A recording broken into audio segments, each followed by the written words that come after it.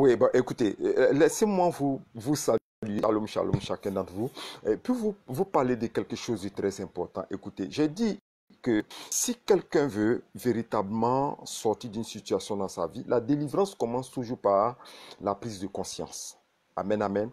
La prise de conscience, c'est quoi? Se dire, il y a quelque chose qui ne va pas dans ma vie. OK? C'est par là que commence la délivrance, où nous posons des questions. Qu'est-ce qui ne va pas dans ma vie? Parce que dans mon existence, j'ai vu des personnes qui sont courageuses. Puisqu'aujourd'hui, nous allons parler de l'échec. D'où vient l'échec? Quelle est la source de l'échec? Est-ce que tu es né pour échouer dans ta vie? OK? Et je reviens encore sur cette phrase pour dire que la délivrance commence par la prise de conscience. OK? Où tu te poses une question. Qu'est-ce qui ne va pas dans ma vie? Tant que tu ne te poses pas cette question, tu ne peux pas voir la lumière. Et tu te dis, il y a quelque chose qui n'est pas normal. Répète avec moi, il y a quelque chose qui n'est pas normal.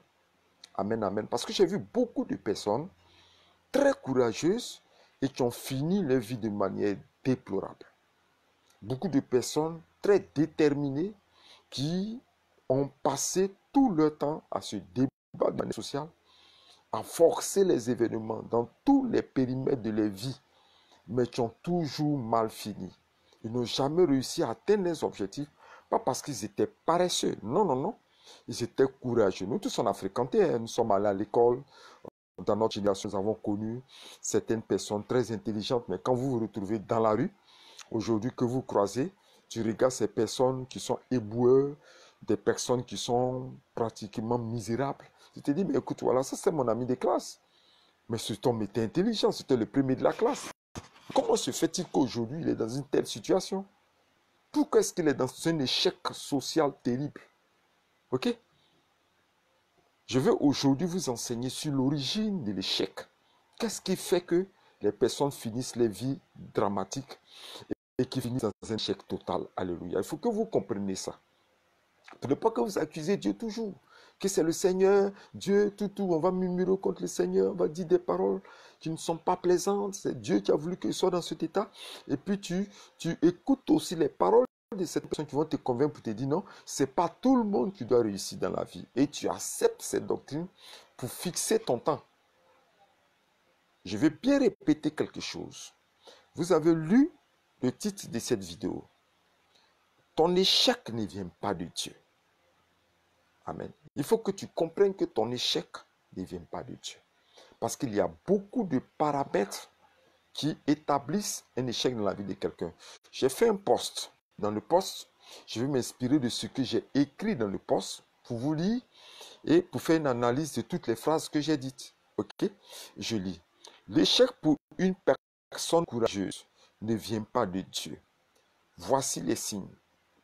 L'échec pour une personne courageuse, j'ai bien répété courageuse, parce que le paresseux, si tu es paresseux, tu ne peux rien produire dans ta vie. Si tu es paresseux, tu ne peux donner aucun fruit rentable, aucun fruit profitable dans ta vie. Les paresseux, je les mets à l'écart parce que c'est comme une malédiction ou comme un sortilège qui leur a été lancé ou comme un état. Dieu ne met pas les hommes au monde paresseux. Il n'a pas créé les hommes pour qu'ils soient paresseux. Donc ça, c'est un autre paramètre. Mais je parle de ceux qui sont courageux. Amen, amen. Je lis la première phrase. Tu étais certain d'avoir ton concours ou l'opportunité et subitement le résultat a changé.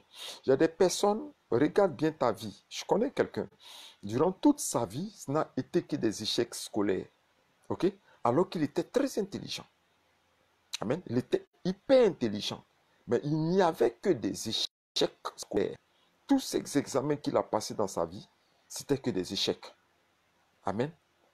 Et souvent, tu as le sentiment, parce que moi aussi ça m'est arrivé, tu as le sentiment que pour une opportunité, pour une occasion, cette fois-ci, ça va marcher. Tu as le sentiment que ça ne va pas rater. Il y a quelque chose qui va rater. Cette fois-ci, comme on dit en Côte d'Ivoire, ça va prendre. Mais c'est comme si un vent soufflait dessus et puis ça a disparu. Je sais que ça t'est arrivé aussi. OK? Le deuxième cas, c'est rien n'avance dans ma vie et tout recommence à zéro. OK? Ça, ce sont les symptômes de l'échec que je suis en train de vous Le premier symptôme, c'est l'impression d'avoir saisi une opportunité que nous ratons. Le deuxième symptôme, c'est quand on recommence tout à zéro. OK? Malheureusement, hier, je réfléchissais à la pensée occidentale et puis la pensée africaine. Et j'ai fini par dire que si l'Afrique ne change pas sa mentalité, elle ne peut jamais être développée. Le problème du développement de l'Afrique, ce n'est pas qu'elle n'a pas des hommes forts, des hommes vaillants, des hommes intelligents, puisque c'est ici qu'on a découvert le fer, l'écriture, ce genre de choses. Mais le problème de l'Afrique vient de la sorcellerie et surtout de sa mentalité. Écoute, je vais vous donner un exemple, vous allez comprendre. OK? Pour le blanc, quand quelqu'un a réussi, OK, on dit, le blanc va dire, allons, je vais auprès de celui qui est intelligent, celui selon eux, en griffe, qui est un génie, pour apprendre et évoluer. Ça, c'est le blanc. OK? En Afrique, on dit, celui qui est plus intelligent que moi, il faut que je le détruise, afin que je reste le seul considéré et que j'ai la place. Amen. Au lieu de faire une compétition, une compétition de la pensée, de la connaissance, une productivité de la connaissance, ok, on préfère nuire.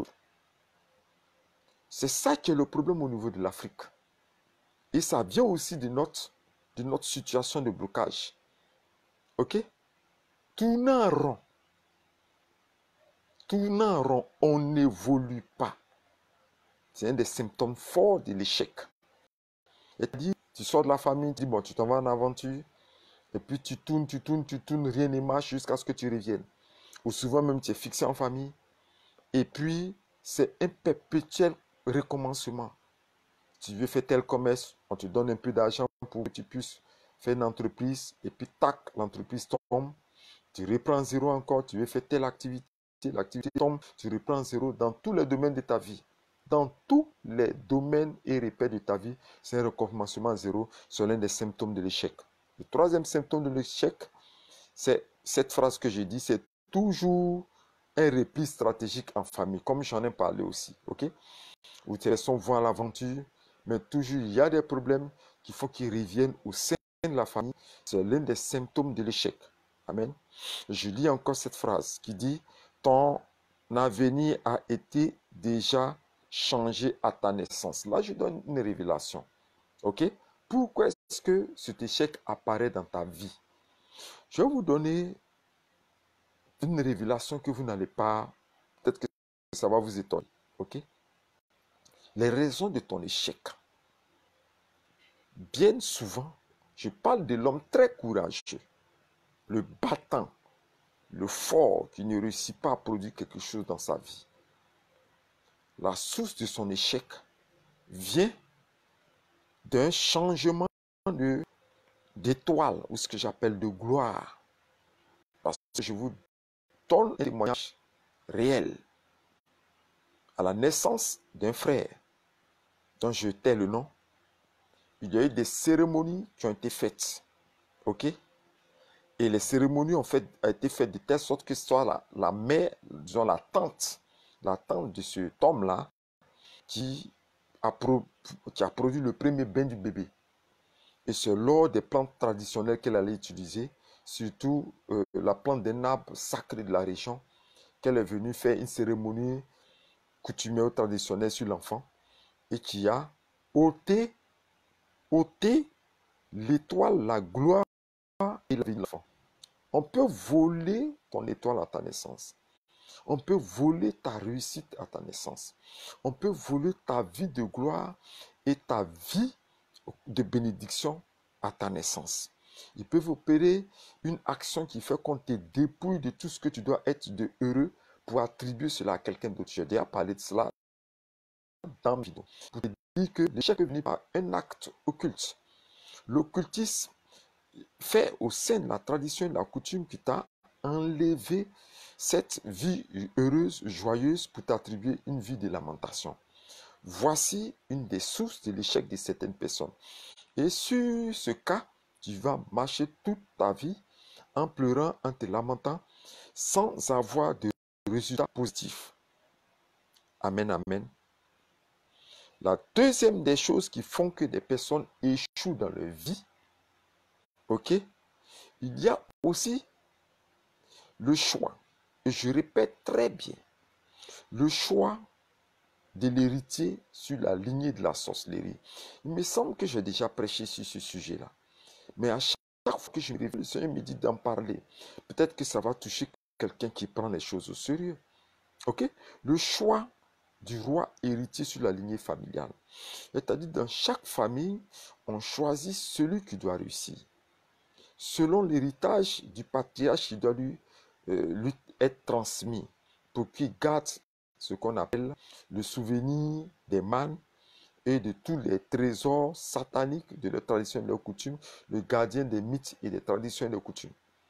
Donc, pour qu'il puisse recevoir cela, il faut qu'il soit à la tête de la confrérie de sorcellerie, aussi à la tête de l'arbre généalogique et de la réussite de la famille.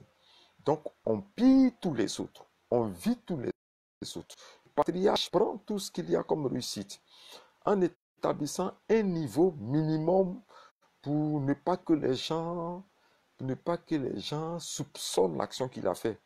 Il laisse un quand même dans la famille, fait semblant de réussir, et puis un qui est au pic de la famille. Et il attribue la réussite de tous les autres à un seul qui devient puissant. Et vous êtes considéré comme personne bête, personne sot. Il ne sait rien faire, il ne connaît rien, il n'a pas fait de longues études, il ne devient rien. On t'attribue tous les types de personnes stupides.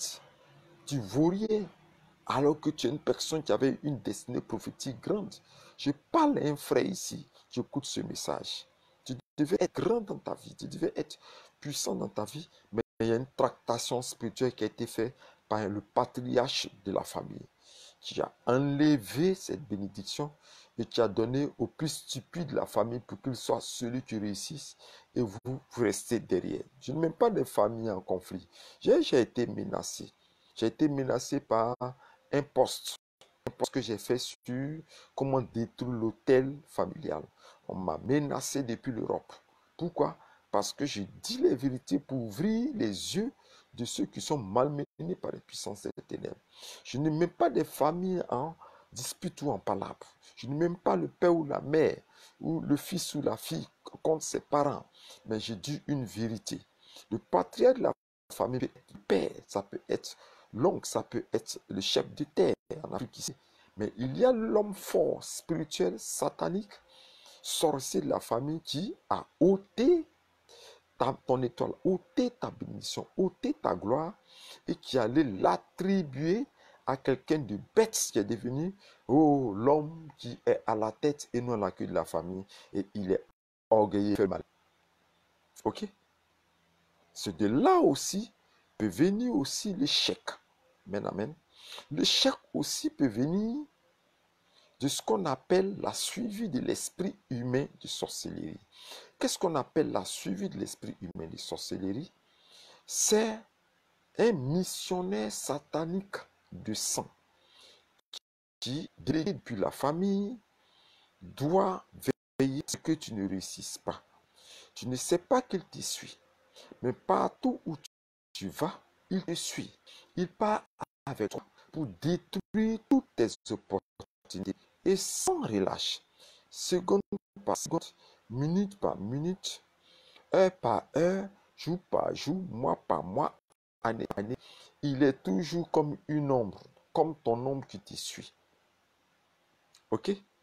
Il entend tout parce qu'il est inscrit dans ton sang. C'est pour ça que je vous ai dit qu'il est bon pour vous de faire une très bonne délivrance concernant les liens de sang. Et je vous ai présenté le livre que vous devez utiliser.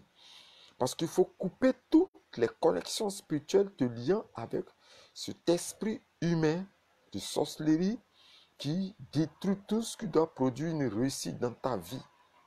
Et cet esprit fatigue de nombreuses personnes. Ils jouent avec parce qu'ils sont seuls. Mais quand tu te déplaces pas seul parce qu'il te suit. Il suit pour aller voir où tu as déposé ton dossier. Il suit pour aller voir qui t'a sollicité. Il entend ce que tu dis aux autres, tes appels téléphoniques. Il entend toutes ces choses. Il est à ta trousse, à ta trace. Il vit avec toi. Il vit dans tes émotions. Il vit à ton sang. Il vit dans tes pensées. Il voit ce que tu vois. Il contrôle ta vie parce qu'on appelle l'emprise de l'esprit humain de sorcellerie. Et il va détruire ta vie jusqu'à la fin. Mais ce missionnaire satanique est obligatoirement un parent de sang. Cousin, cousine, ainsi de suite, nièce, ainsi de suite, mais délégué pour te détruire jusqu'à la fin de ta vie. De nombreuses personnes ont fini comme ça de manière lamentable et déplorable dans leur vie parce qu'ils n'ont pas pu, ne savent même pas qu'il y a un dépôt, un siège, un trône d'un esprit humain invisible qui a possédé le sang et qui vit en eux. Amen. Voici une des grandes sources de l'échec de la vie de quelqu'un.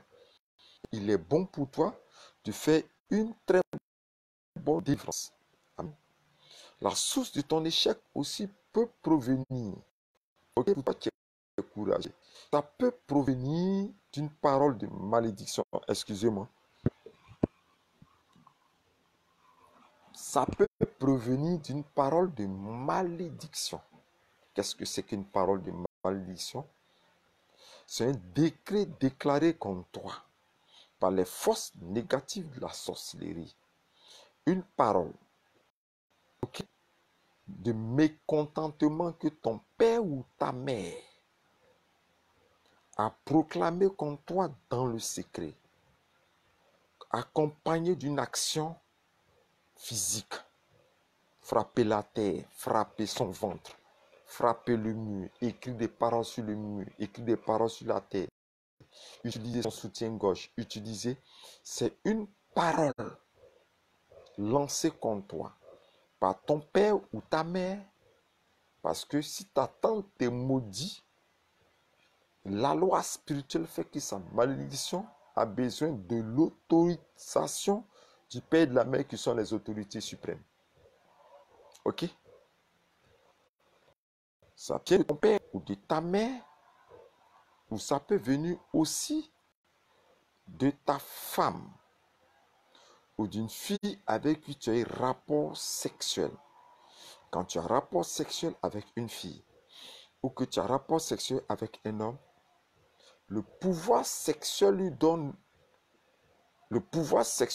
aussi la capacité de te maudire par autorité et ça va se réaliser. Il faut que je le dise. Donc souvent, pour des raisons inconnues ou bien connues, moi je connais quelqu'un, un grand frère de quartier lorsque nous avions grandi quelque part à Yopougon, parce qu'il avait choisi sa voie. Il n'a pas voulu être médecin ou grand intellectuel comme son père voulu. Il a voulu faire de la calligraphie. En ce temps, dans les années 80, c'était de la foutaise. Comme un autre aussi que je connais, il a voulu faire la mécanique. Alors qu'en son temps, les parents voulaient qu'il soit docteur, qu'il soit instituteur ou il soit professeur. Donc tout ce qui était contraire à cela devait être pour lui une source de malédiction. Donc ils l'ont maudit et toute sa vie a été sabotée. Il a fini malheureux. Après des années, 30 ans, 40 ans, c'est maintenant qu'on a vu que, bon ben écoute, les calligraphes ou les mécaniciens avaient de l'argent, mais la malédiction a été déjà dite par son père depuis très longtemps. Donc, il y a une parole de malédiction qui a été lâchée contre toi dans le secret. Et je répète, les autorités, père, mère, ou amoureux ou amoureuse, ou quelqu'un à travers les rapports sexuels. Voici les autorités qui peuvent te maudire, les trois. Il peut venir aussi une autorité extérieure qui peut être un sataniste ou un marabout, un occultiste qui pense que toi tu l'as défié et il trouve bon d'aller poser des actions occultes à haut niveau pour te frapper d'un sortilège de folie ou un sortilège de pauvreté, de misère exceptionnelle. Parce que où il y a la pauvreté, où il y a la misère, il y a l'échec. Ok? Donc, un occultiste, un mystique qui peut ne même pas être de ta famille ou être de ta famille qui a une autorité satanique très élevée, peut déclarer, t'interprète vaudou, quelque chose comme ça, avec qui tu as eu un petit accrochage dans ta vie, tu as eu un problème, des disputes avec lui, il a gardé ça comme rancœur, peut aller poser une action occulte dans le secret contre toi pour que tu finisses de manière malheureuse. Ok? Donc, l'effet de ce qu'il va faire peut impacter de manière négative ta vie et produire véritablement ce que j'appelle un échec cuisant, un grand échec dans ton existence. Ok? Donc, ça peut provenir d'une action occulte que quelqu'un a fait contre toi et qui aujourd'hui produit véritablement cet échec. Amen, amen. Mais de tout cela, amen, amen, retiens une chose. Quand tu donnes ta vie au Seigneur Jésus-Christ, le sang de l'agneau de Dieu, selon Apocalypse 5, le verset 9, crie pour annuler toutes les malédictions qui ont été proclamées contre ta vie. Et là s'opère l'efficacité de la parole dans Ésaïe qui dit que la malédiction sans cause n'a point d'effet.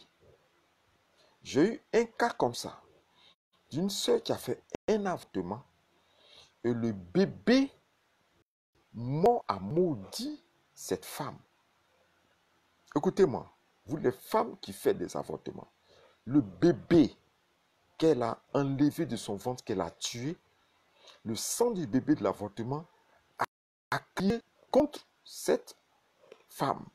Donc, elle était maudite par le fruit de ses entrailles, qui allait réclamer vengeance devant le trône de l'Éternel. Le bébé criait devant le trône de l'Éternel pour réclamer vengeance. Et ces cris maudissaient cette femme qui avait fait cet avortement. Et c'était des échecs et des échecs de sa vie. Toute sa vie, jusqu'à ce que on se rencontre lors d'un séminaire que je faisais quelque part et que le Saint-Esprit m'ayant saisi, j'ai proclamé une parole, un oracle pour dire, il y a une soeur ici qui a fait un avortement, mais les chaises étaient cassées parce qu'elle était tellement secouée qu'elle est venue pleurer, se repentir et elle a commencé à pleurer et ses pleurs se sont transformés en pleurs de bébé. C'était terrible. Le bébé l'a maudit. Et toute sa vie, elle dit que elle a fait l'avortement à 15 ans. Toute sa vie jusqu'à sa quarantaine. Waouh, waouh, waouh, waouh. Ce n'était que désolation, tristesse et amertume. Donc, je veux te parler à toi qui écoutes cela. Toi qui as fait un avortement. Commence à fléchir genoux maintenant où je te parle. Et commence à te repentir en pleurs devant le trône de l'Éternel. À te repentir, à demander pardon à Dieu ou au bébé. Tu vas voir tes entrailles bouger. Toi, tu as fait l'avortement. Aujourd'hui, tu es stérile. C'est parce que ce bébé a maudit tes entrailles. Commence à te repentir, à pleurer devant le trône éternel. À lui demander pardon à genoux au nom de Jésus-Christ. Pardon à Jésus-Christ d'abord. Pardon à Dieu. Et demander que le sang de Jésus efface les cris de malédiction de ce bébé. Tu vas voir tes entrailles bouger. Et je déclare que dans le mois qui arrive, dans les 3 mois qui arrivent, tu tomberas enceinte au nom puissant du Seigneur Jésus-Christ. Alléluia. Toi qui aussi as été maudit avec raison. Parce que, écoute-moi très bien, au niveau de la malédiction de la parole, la Bible dit la malédiction sans cause n'a point d'effet. Et si maintenant il y a une cause? Et si maintenant il y a une cause? C'est ça qui est le problème. Et si il y a une cause à ta malédiction, et que l'acte que tu as posé, le cultisme ou ton père ou ta mère, ça n'est servi pour te maudire, c'est une cause. elle a eu son effet sur ta vie. Fléchis aussi genoux maintenant. Commence à te répondre sur le ton de l'Éternel pour le mal que tu as fait à ton parent. Parce que la malédiction paternelle ou maternelle ne vient pas forcément d'un sorcier, d'une sorcière. Ils peuvent ne pas être sorciers, ils peuvent ne pas être sorciers et avoir libéré une parole dans leur colère contre toi. Fléchis genoux, commence à pleurer ce que véritablement tu as eu à mal te comporter pour que cette malédiction soit ôtée de ta vie. C'est à toi que je parle. Toi, tu écoutes ce direct. Amen, amen. La malédiction sans cause n'a point d'effet. Elle n'a point d'effet. J'ai voulu parler de l'échec pour que vous compreniez le sens et les origines. Mais pour toi aussi qui es paresseux, la paresse est un sortilège. Elle est lancée avec ce que j'appelle la carapace. La carapace, la tortue, ou les éléments qui se déplacent lentement, qu'un occultiste utilise. Vous allez voir dans les marchés des occultistes, ils utilisent la carapace, la tortue, la coquille de l'escargot, ceux qui utilisent même la peau de certains animaux lents, ok, pour poser une action occulte contre la vie de la personne et frapper la personne, ce que j'appelle la paresse, qui est comme un sortilège. Pour toi qui regardes cette vidéo et qui as réussi, tu es paresseux à cause de l'occultisme, je maudis cette paresse à l'instant précis au nom puissant du Seigneur Jésus-Christ. Je maudis cette paresse au nom puissant du Seigneur Jésus-Christ. Je maudis cette paresse. Je la maudis. Elle sèche dans ta vie. Je déchire cette paresse-là de ta vie. Au nom puissant du Seigneur Jésus-Christ. Pour tout autre échec. Toi qui suis cette vidéo qui n'a pas donné ta vie au Seigneur Jésus-Christ. Donne ta vie au Seigneur Jésus-Christ parce qu'ils ont peur que la personne se convertisse. Quand tu te convertis, il y a automatiquement rachat. Apocalypse 5:19. Il y a automatiquement conversion. Quand tu acceptes le Seigneur Jésus-Christ comme Seigneur et Dieu Sauveur, automatiquement ton sang va payer la dette de ton échec. Ton sang va payer la dette de ton échec. Merci Seigneur, parce qu'il me donne une révélation tout à l'heure aussi, que j'ai failli oublier. L'échec aussi peut provenir d'un crédit. Waouh. Merci que je me sois rappelé de ça. L'échec peut provenir d'un crédit. Tout ce que je vous dis là, ce sont des événements réels, des missions que j'ai faites.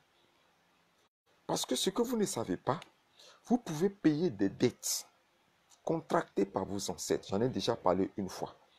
Des dettes contractées par la lignée familiale, mais des dettes, des trésors de vos vies. Et le seul argent que toi, tu as pour payer une dette, c'est ta lumière, tes bénédictions et ta grâce. Et tout ce que tu produis, finalement, parce que dans le monde spirituel, c'était déjà dévié. Vous comprenez? Prenez par exemple un téléphone portable. Ok? Il y a des sociétés de communication où ils te permettent de prendre des crédits d'appel. Tu prends le crédit d'appel 1000 francs, 2000 francs, ainsi de suite. Tu appelles. Mais le jour où tu veux recharger, c'est automatique. On te coupe automatiquement. Ok? On peut te payer sur long terme ou sur court terme. Si le crédit est grand, on peut te couper un peu jusqu'à ce que tu aies à payer ta dette. C'est le même principe de vie des crédits spirituels. Quand tes parents, tes ancêtres, ou tes parents pour te mettre au monde sont allés voir un génie, un esprit, ou que tes ancêtres ont tissé des alliances avec des esprits, des dominations sataniques, tu nais avec une dette qui doit être coupée petit à petit. Mais le problème, c'est que cette dette ne finit pas. C'est l'erreur que nos parents et nos ancêtres ont fait. Cette dette ne prend pas fin. Elle continue jusqu'à ta mort. Et tu payes un crédit infinissable. Et chaque fois qu'il y a des occasions où il y a de l'argent dans le monde spirituel qui doit venir vers toi par rapport à un concours, à un examen, par rapport à quelque chose que tu as, ainsi de suite, automatiquement, on te coupe Tu ne sais pas pourquoi, mais on te coupe dans le monde spirituel pour payer une dette que toi-même, tu n'as même pas contractée, tu ne sais même pas. Parce que nos parents se sont cachés par aller faire beaucoup de choses. Tu es né dans quelles conditions? Qu'est-ce que ton père a fait pour que la famille soit, qu'il ait les 7 ou 6 enfants? Quel est le pas qu'il a tissé pour avoir lui-même du travail et pour faire ceci, cela? Sa prospérité, sa richesse vient d'où? Ainsi de suite. Qu'est-ce qu'il allait faire dans le secret pour qu'il puisse avoir un pouvoir, pour qu'il puisse se protéger?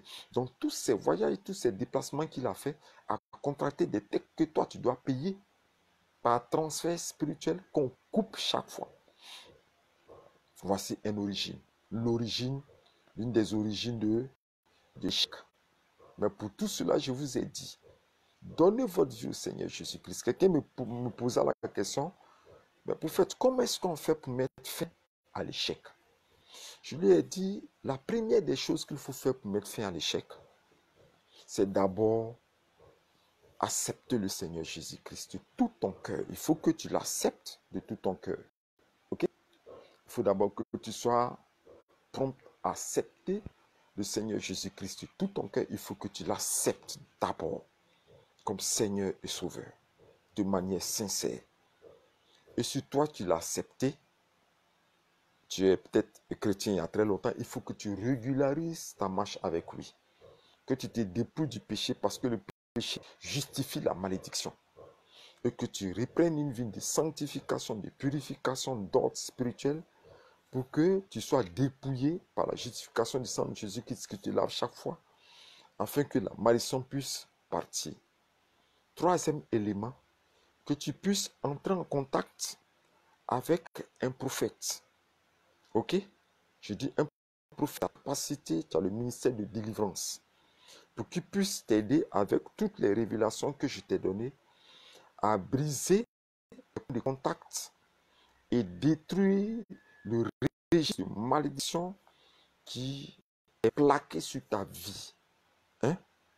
Pour produire une délivrance avec tous les esprits d'appauvrissement, ancestraux comme personnels, puisque toi aussi tu as le voix des marabouts. Restons toujours connectés à la vérité biblique. Amen, amen.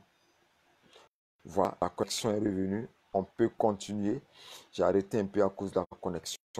Donc, je disais que ce sont les raisons pour lesquelles beaucoup de personnes vivent dans la douleur. Lorsque tu donnes ta vie au Seigneur Jésus-Christ, tu es libéré. J'ai donné comme solution que pour sortir de la malédiction, il faut voir un prophète qui maîtrise le domaine de la malédiction familiale par la délivrance, par l'application des techniques de délivrance de toutes les connexions liées à l'échec. L'échec venant des hôtels d'adoration, l'échec venant du nom, l'échec venant du sang, l'échec venant de la parole de malédiction, l'échec venant de tout autre domaine. Il faut que tu aies à faire une bonne délivrance pour te déconnecter avec tous les points de contact de l'échec. Il faut qu'il y ait une bonne délivrance faite de ta part. Il faut que tu sois nettoyé, puisque j'ai dit que l'échec peut venir des temps anciens, ou des pratiques anciennes, ou des croyances anciennes, qui font qu'aujourd'hui, dans un état de pratique, il faut qu'il y ait une bonne délivrance à ce niveau. Ensuite, le prophète aura à changer le cours des événements de ta vie par le pouvoir de sa langue. Parce que c'est là que nous imposons la main et que nous déclarons des paroles puissantes pour neutraliser, anéantir totalement l'échec, pour que tu sois appelé bénédiction. Amen, amen. C'est là le rôle des prophètes. C'est là le rôle que nous jouons, nous rentrons en scène, que nous jouons pour pouvoir aider de nombreuses personnes.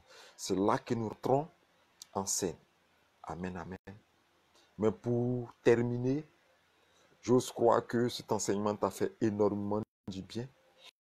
Et que tu vas t'abonner et cliquer sur la cloche de notification pour ne pas rater désormais ce genre de vidéos.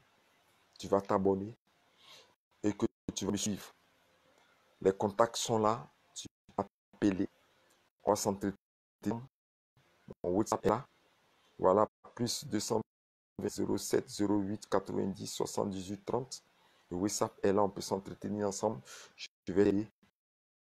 Pour tout le reste, je serai très heureux de prendre en contact avec vous pour vous soutenir. Et je vais déclarer que toutes les personnes qui souffrent, toutes les personnes qui ont échoué dans la vie éternelle, Dieu, je vais prier.